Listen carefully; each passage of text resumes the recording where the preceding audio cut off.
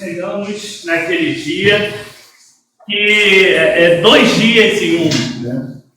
Domingo de Ramos, ele inverte muito do que a gente está acostumado. Porque normalmente as liturgias elas tendem a começar mais solenes e irem alegrando. Ele faz o caminho contrário, né? A gente começa com uma exaltação, começa com as pessoas reconhecendo, né, o reinado de Jesus, reconhecendo Jesus como seu rei, como Senhor, a multidão saudando. Mas essa saudação dura pouco, não dura nem uma semana. Né? Essa empolgação vai embora logo. E essas mesmas pessoas que em um dado momento estão exaltando, estão louvando, estão colocando ele como rei, começam a pedir pela crucificação dele, né? Tudo se inverte, tudo muda ali no piscar de olhos. E é bem forte, bem interessante que a gente olha que tanto na crucificação quanto no Domingo de Ramos, né, Jesus sai do deserto e entra em Jerusalém triunfalmente. Tem muitas coisas similares, por incrível que pareça. Jesus entra em Jerusalém sendo recebido como um rei para aquele povo. Tudo bem que para um romano que olhasse aquilo ali ia parecer uma paródia, ia parecer uma sátira, uma brincadeira, né? Porque afinal de contas não era um rei como eles estavam acostumados, chegando com seus cavalos de guerra, né? Seus exércitos armados, né? Triunfalmente. É um rei que chega num jumentinho, né? As pessoas estendendo ramos, né? Tudo muito esquisito para quem fosse romanos, esses oficiais romanos que vissem aquilo ali. E se aquilo ali já soava como um deboche, a gente tem na própria crucificação uma outra forma de deboche, né? Porque na crucificação, propositalmente, eles também o vestem como rei, né? Então, botam um manto púrpura, fazem uma coroa, só que de espinhos, né? Em algumas edições a gente ainda vai ver que eles botam uma cana, uma coisa assim como um cetro, né? Então, se eles viam aquela situação do Domingo de Ramos quase como um deboche, ali a gente tem um deboche do deboche, né? A gente tem tudo.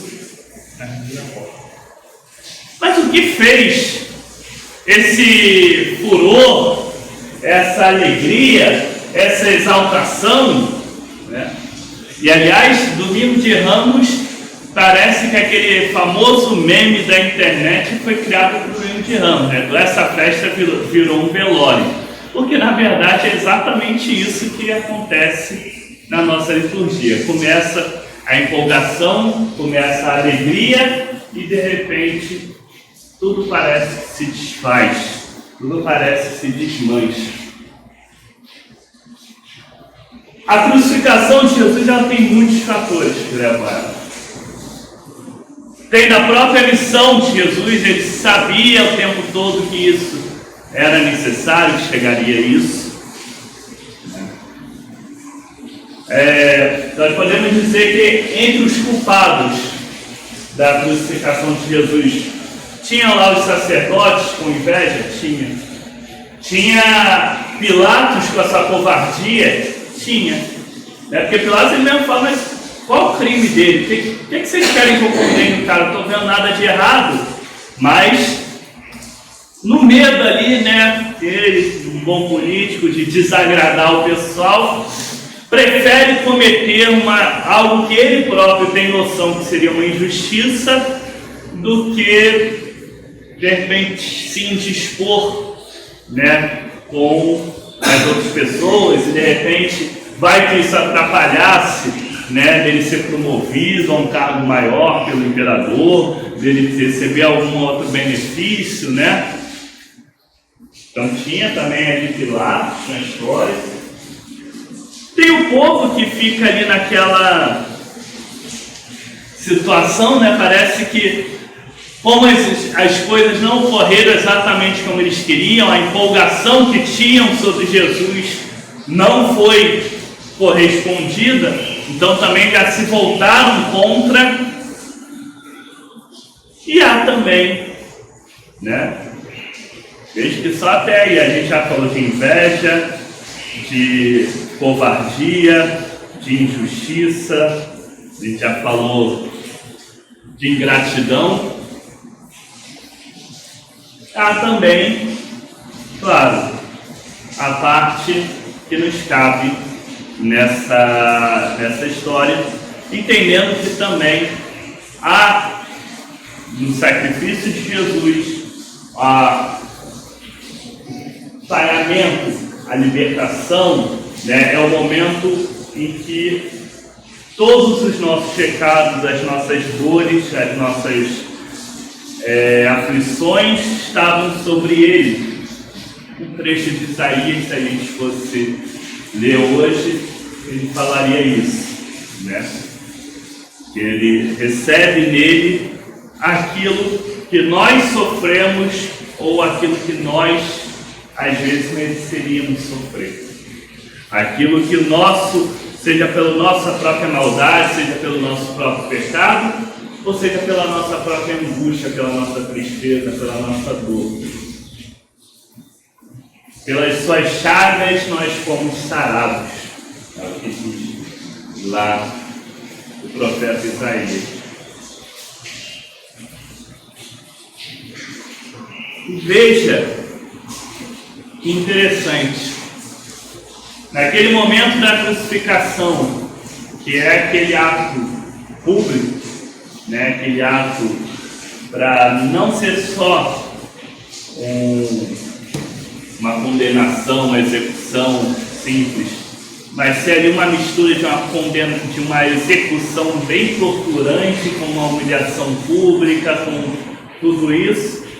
Aí vê que todos ali entram nesse desprezo pela figura de Jesus, né? Tem aqueles que falam salvou os outros, por que ele não salva a si mesmo? Seja até outros que estavam crucificados, que também estavam condenados, também estavam sofrendo as agonias, mas tinham no sofrimento alheio o seu prazer, o seu momento de, como posso dizer, quase um alívio para eles chegar, pelo menos eu não estou me dando mal sozinho, né? E a gente vê muito isso na nossa vida, no nosso mundo, a pessoa que ela não quer sair da sua dor, da sua angústia, ela quer levar outros juntos. A alegria dela é que outros estejam juntos. Tinham pessoas ali que nem entendiam a linguagem de Jesus, porque quando ele vai fazer ali a exclamação, era mais para ter alguém que tem que pensar que está chamando Elias, né? Viu que a palavra é parecida. Você vê que as pessoas não o entendiam nem nesse momento. Mas quando ele morre e o véu do santuário se rasga, né, ao meio, e aí isso daí é uma marca muito forte, né, que daí Jesus passa batido, porque antes havia um santuário em que ninguém podia entrar, né, em que lá você teria a presença de Deus mais direta, mais constante, Então as pessoas não podiam entrar, se a gente lê lá no Antigo Testamento, só o sumo sacerdote uma vez ao ano, e para levar a oferta podia entrar ali dentro. Ninguém poderia entrar no santuário. Quando Jesus, na cruz, recebe os nossos pecados, o véu se rasga, o acesso está livre. Nós conseguimos, através do sacrifício de Jesus, ter livre acesso a Deus. Aquilo que separava o ser humano de Deus não mais existe. É rasgado de cima a baixo. E também marca que aquela velha aliança, o povo passou. Agora dá uma nova e eterna aliança de Deus com todos aqueles que queiram chegar até Ele. É uma aliança de caminho aberto, uma aliança feita e selada, não mais com sacrifícios de animais, não mais com sacrifícios que as pessoas façam de qualquer espécie, mas selada com o próprio sacrifício do Filho de Deus por nós. E isso é interessante que nesse momento, e aí o texto ele termina de uma forma muito dramática, que o centurião, uma autoridade daquele lado que estava crucificando Jesus, naquela hora consegue perceber que realmente ele era o Filho de Deus, consegue realmente perceber que Jesus tinha razão naquilo que ele falava. E aí é importante a gente sempre lembrar, a gente tem duas datas, uma que vai chegar agora, na sexta-feira da Paixão, a gente vai trabalhar mais isso. Duas datas que elas têm dois simbolismos que as pessoas não percebem que estão conectados: o Natal e a Sexta-feira da Paixão. No Natal é dito que na meia-noite o brilho dos anjos vai lá e vive, ele brilha ali no meio da escuridão. Você tem luz em plena meia-noite. E aqui na Sexta-feira da Paixão, quando a gente vai falar da crucificação, fala que durante o meio-dia houveram trevas. Em plena luz do dia há o escurecimento. A coisa se apaga, Se nós, no Natal, no nascimento de Jesus, até na mais densa das trevas conseguíamos ver a luz de Deus, na hora da paixão parece que tudo some, tudo se esconde, tudo está fora. Mas nós sabemos que isso é só uma parte da história.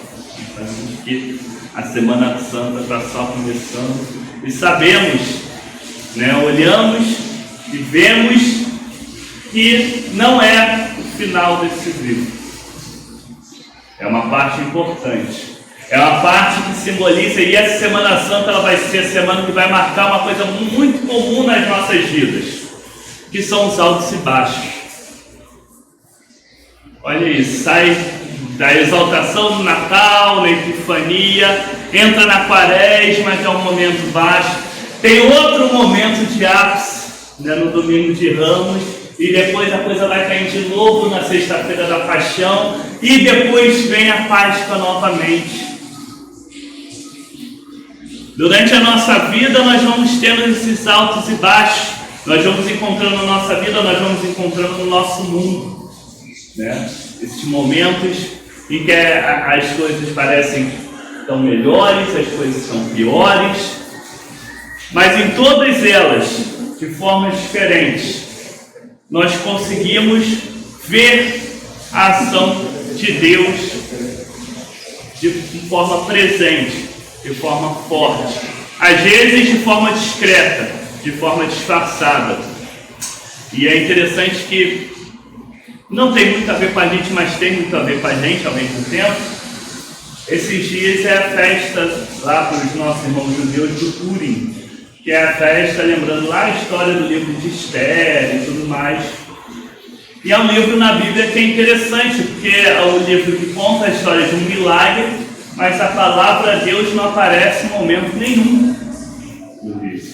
Não aparece a palavra Deus em nenhuma da primeira à última palavra do livro. E aí, nessa festa deles, é costume de se fantasiarem, porque eles dizem que também Deus ele age até fantasiado, ele age até oculto. O agir dele não deixa de estar presente na nossa vida porque nós não estamos vendo. Então, nesse momento que nós estamos aqui já no domingo, também é chamado Domingo da Paixão, já começamos a meditar sobre a crucificação, mesmo nessas densas trevas que acontecem no meio-dia e que nós não conseguimos ver, a ação de Deus ela ainda está ali, ela ainda se faz presente nas nossas vidas. Então, sigamos firmes por essa semana bem intensa, que é a Semana Santa, para a gente meditar sobre o agir de Deus nas nossas vidas.